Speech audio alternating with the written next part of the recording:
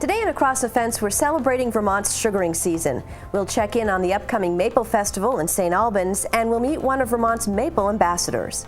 Good afternoon, and thanks for joining us. I'm Judy Simpson. As always, the weather is a major factor when it comes to the maple sugaring season. The cold weather in March held back the sap flow, but sugar makers are expecting that April will be kinder. Well, later this month, St. Albans will host the 49th annual Vermont Maple Festival. Each year at the festival, 2 Vermonters are selected to serve as maple ambassadors. The ambassadors help promote, publicize, and educate the public about Vermont's $40 million a year maple industry. Joining me this afternoon is one of the young ambassadors. I want to welcome Katherine Ham. Katherine is from Sheffield, Vermont. Welcome. Thanks so much for being with us. Thank you for inviting me. Well, how did you first become interested in maple sugaring? Well, my family has a sugar bush that's been in the family for generations, so I've grown up on the sugaring farm. Was there a special part of sugaring that you liked better than any other part? Taste testing. Taste testing. Absolutely. Why did you want to be a maple ambassador? Well, I'd heard about the role, and it sounded like a lot of fun. We get to travel around the state, around New England, to a lot of the fairs, and there's a scholarship. So. Oh, nice. So, as I mentioned earlier, there are 2 ambassadors, and they're selected at the Maple Festival every year.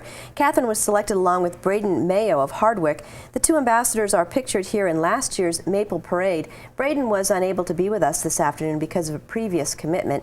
In his absence, we want to congratulate Braden for serving as one of the Maple ambassadors over the past year. Now, Katherine, take us back to last year's festival and tell us a little bit about the selection process. Well, I had to submit an application, which consisted of an essay about my involvement in the community, as well as an essay about my involvement in the maple industry, and a recommendation letter from a sugar maker. When I got to the festival, there was an interview process. I had an interview with the Vermont Sugar Makers Association. What kind of questions did they ask you? Oh, they asked me, like, if you were going to take somebody on a tour of a sugar house, what would you show them? Like, how would you give them the tour? If they've never seen maple before, what would you tell them and stuff? And so you mentioned a scholarship. Tell me a little bit about that. The scholarship is $2,000. They break it up. We get $1,000 at the Maple Festival, and then I got another $500 at the farm show. So that's pretty exciting. Yep. And so, why is the festival significant, and what does it mean to you?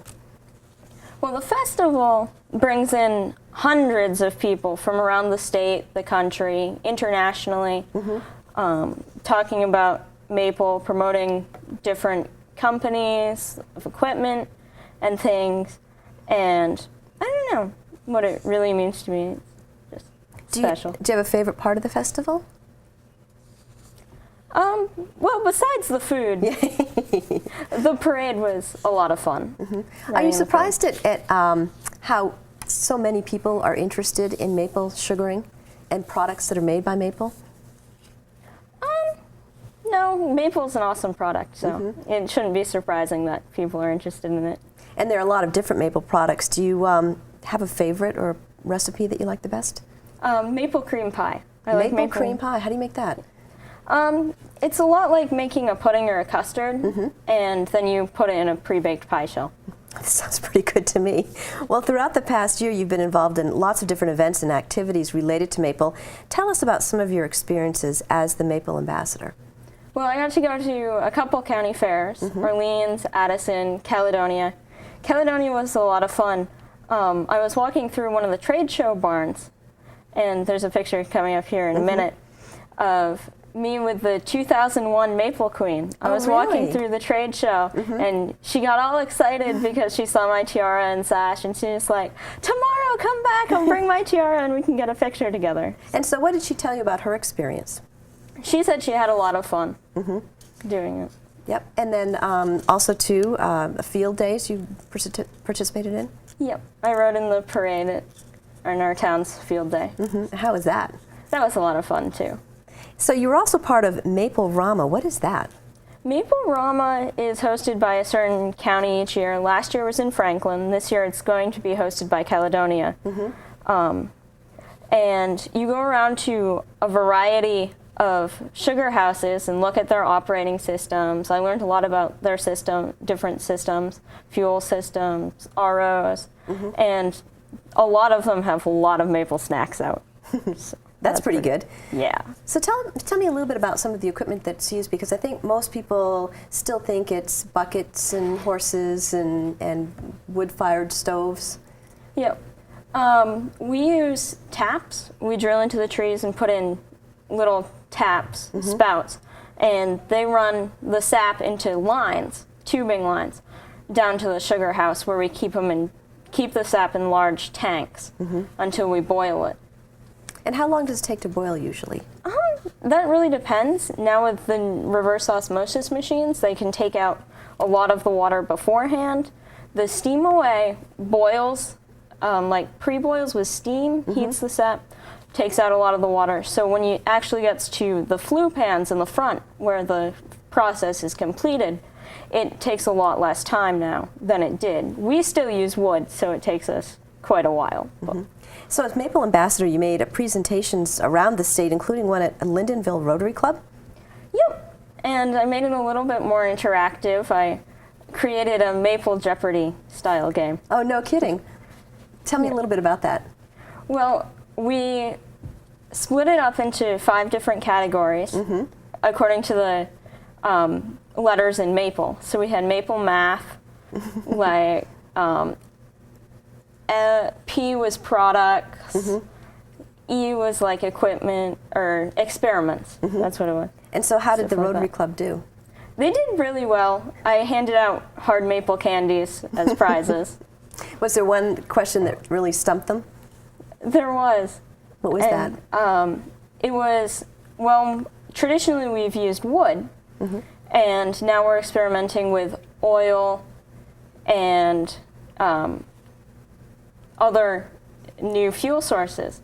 What are they? And so what's the answers? I was actually having a brain cramp this morning and couldn't remember. Okay. But I know some people are starting to use like wood chips or pellets as well instead. So you were also at Vermont's biggest fair. Tell me about your experience at the Champlain Valley Fair. That was pretty amazing. Champlain Valley Fair is the biggest maple venue in the world besides the Big E. So that was pretty awesome. I got to make cotton candy. Oh, really? For the first time. And, nice. Maple cotton candy. And so a lot of people went through that. That's one of the most popular places to visit at the fair. Yeah. Tell me a little bit about some of the differences maybe at some of the different fairs and field days that you went to, because each one sort of is unique. Yeah. Some of them didn't, a lot of them had like the maple creamies and the maple shakes. Some didn't, some stuck to like maple cream, cones and things like that. Most of them had maple sugar candy and things like that. The cash register things, I got to learn a lot about like credit cards, how to scan those at some of the fairs, counting back change at other fairs, depending on their system. So this has really been quite an experience for you. It really has. Now, your biggest event was New England's biggest fair. That's Eastern States Expo in West Springfield, Massachusetts. Had you ever been there before? I hadn't. It was my first time at the Big E. And so tell me about that. It was really impressive. They had a record-setting attendance day, the day I was there on Vermont Day. We got to ride in the parade, which was really fun. So did people ask you questions? They did. And what kind of questions did you get? I got everywhere, like, how do you, like, what is the levels of maple syrup grading and stuff. But my favorite question has been, how do you milk the maple trees? You milk the maple trees, really? Yeah. So what did you say to that? It's like, well, we don't exactly milk them. We call it tapping. We drill holes in and take the sap out and boil it down. And then they're like, oh, okay, I guess that makes sense. And so are people really surprised at just how much sap it takes to make a gallon of syrup? Absolutely. Everybody's like, it takes that much? It takes 40 gallons to make 1 gallon of maple syrup? And there must be surprise, too, at all the work that goes into it. That it's not just, you know, you turn a faucet on the tree and you have sap. Yeah, absolutely. Now, you were also a couple months ago at the farm show and you spoke to the Vermont Sugar Makers Association. What did you talk about? We generally talked about what we'd done throughout the year and our experience. And so what did you tell them? I told them about meeting the 2001 Maple Queen and making cotton candy and stuff like that. And did they have questions for you? They didn't ask us many questions. One common question that I got was how many taps do we have on our sugar bush, which is around 3,000. And so one of your last official duties as Maple Ambassador was to take part in the governor's ceremonial tree tapping in mid-March. Tell us a little bit about that experience. The governor's tree tapping was hosted this year by Slopeside Syrup over in Richmond. Yep. So that was interesting. It's set up by a ski slope. So I got to meet the governor and a member of Senator Leahy's staff and a whole crew of fourth graders from the local elementary school. Did they have one questions about what you're doing as an ambassador? Not much. They were a pretty quiet bunch.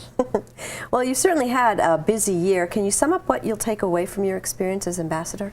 I learned a lot about the maple industry and experimental designs with equipment and stuff. I think my self-confidence has grown a lot too, meeting new people.